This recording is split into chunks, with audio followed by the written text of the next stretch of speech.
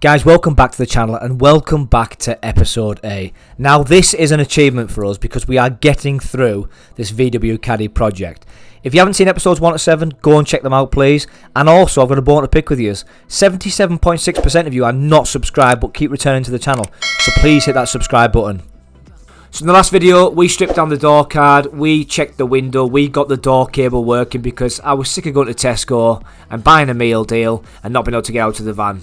Now a couple of subscribers did say to me, John, if you've got some injector problems, why don't you get some of that injector cleaner fluid, put it inside your tank and see if it makes a difference. So we've done that as well.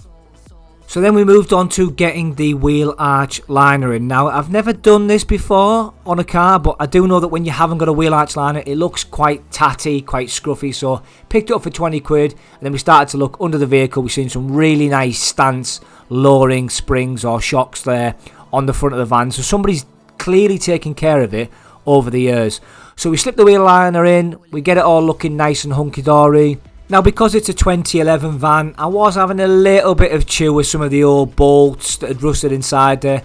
I don't know what happened to the previous wheel arch liner, it must have ripped out or they really just didn't care about the van, the last owner. So we've got that done, as I said, 20 quid, put your screws in, the holes are already there, it's pretty easy and fairly straightforward to get done.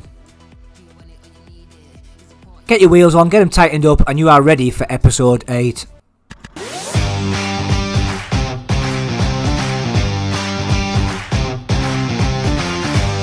So after having a good dive into the Autel at the weekend, I found out that there was an error code on the back light of the back door. Now what I done was I took the light out and I noticed there was no cable there. But for some reason, it was down the middle at the back of the door and we needed to get this back up the top. So we used a fishing tool, we fished down, we got the cable successfully, and then we started to terminate and test it because we didn't know if it was a bulb or just a light problem. It was just a light cable problem, we got that fixed, we screwed it back in. So now we fixed it, let's have a look at the Autel and let's see if we've still got a fault. So we're going to plug her in. If you don't know about this Autel, it's an OBD port, it plugs into your OBD down the bottom, plug it in, you'll get a light. And then we go to the dashboard. So we go Diagnostics, automatic selection. Yeah, that's our VIN, we're happy with that. Yes, it's a Caddy.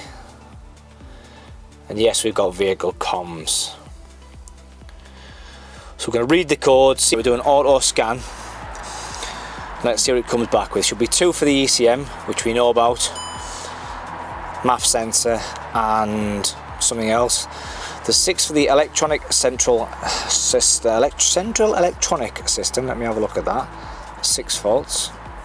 Should be 1 fault now for the driver. 3 for the gateway, which again we need to look at. 1 fault for the driver's door electrics.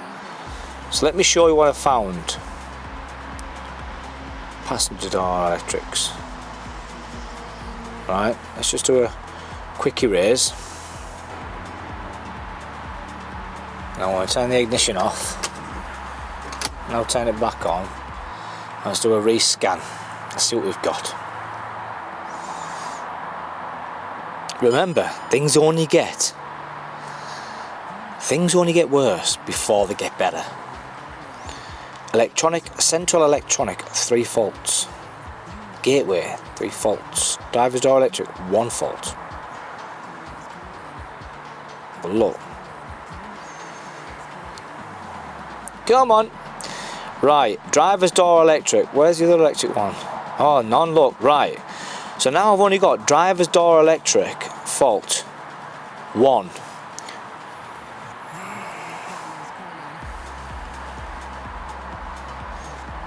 And the one I've got now, I've still got to find. Supply voltage for door control module, driver side, lower limit not reached, and it's an active fault, so it's there. Now, I didn't have this, I don't think. I need to check back and check my codes. But what I had is, I had a break in the wire here, so just temporarily repaired that with a crimp.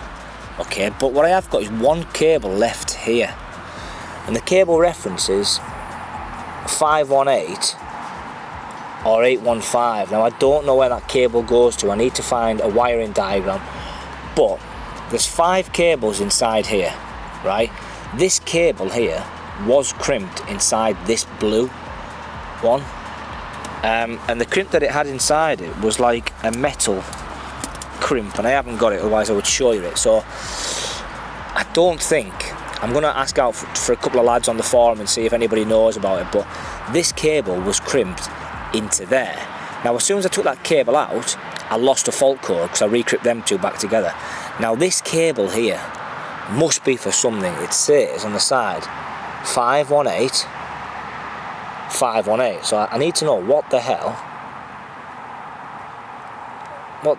this 518 is on here. But all I can tell you is, back to this wiring loom here, there's only 4 skinny cables in here. There's only 4 skinny cables that go back.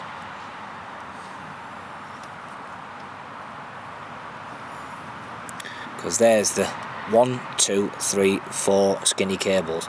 This one goes a different direction. This one here. And this one heads down this cable loom, and I'm pretty sure it'll go into here. So what I'm starting to do is unravel that loom and basically just see what I can see, if I can see anything. But I've managed to knock off a couple of fault codes, which is quite nice, so probably going to leave this door card off just for that little bit longer while I try and find out.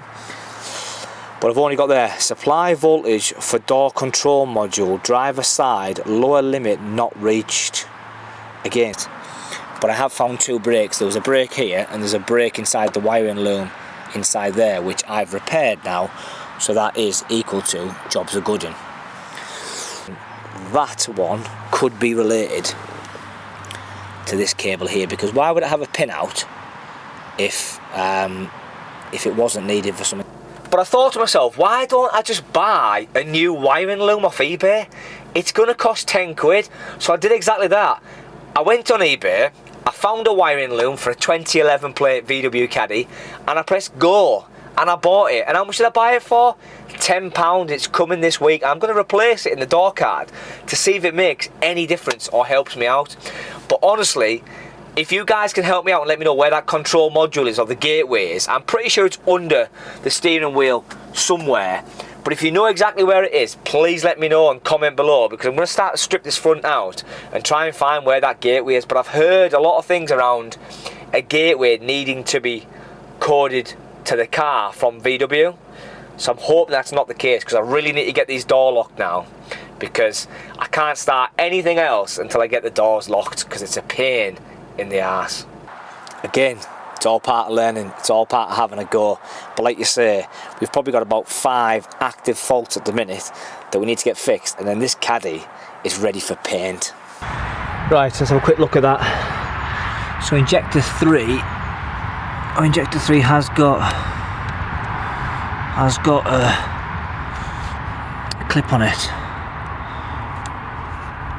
and it's clipped in tight. So that's injector 3, and then the MAF sensor's got a fault. I bet it's because that clip's not on properly there. Can you see? Yeah, look, that tube's just ever so slightly. Ah, look at that, see?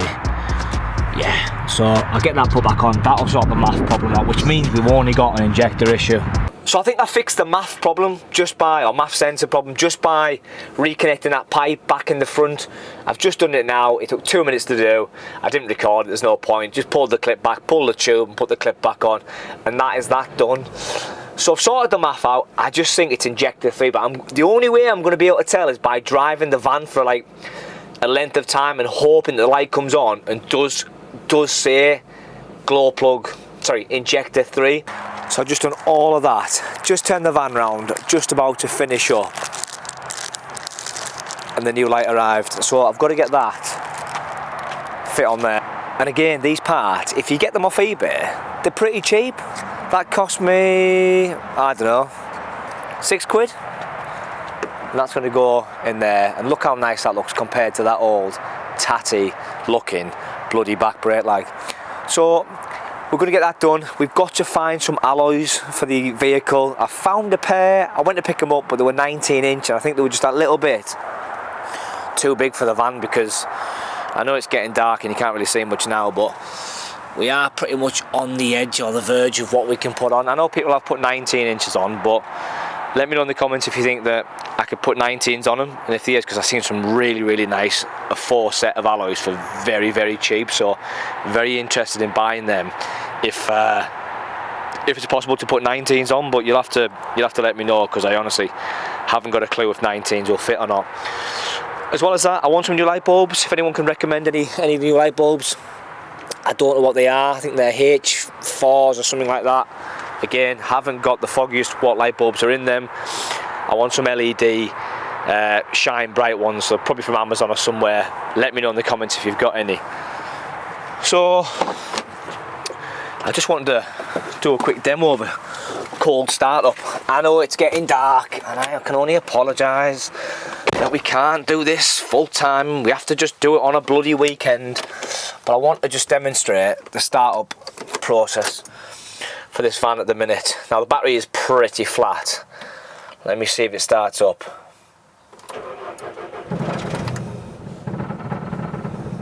Very lumpy at the minute. Once you get past that lumpiness, she's beautiful. But look at the smoke. Turn that bloody volume down. She had some real smoke there. And now that we've got a breakdown cover, can only mean one thing. Road trip, baby. Thanks for watching. Hit the like, hit the subscribe, and I'll see you guys on the next one. Peace.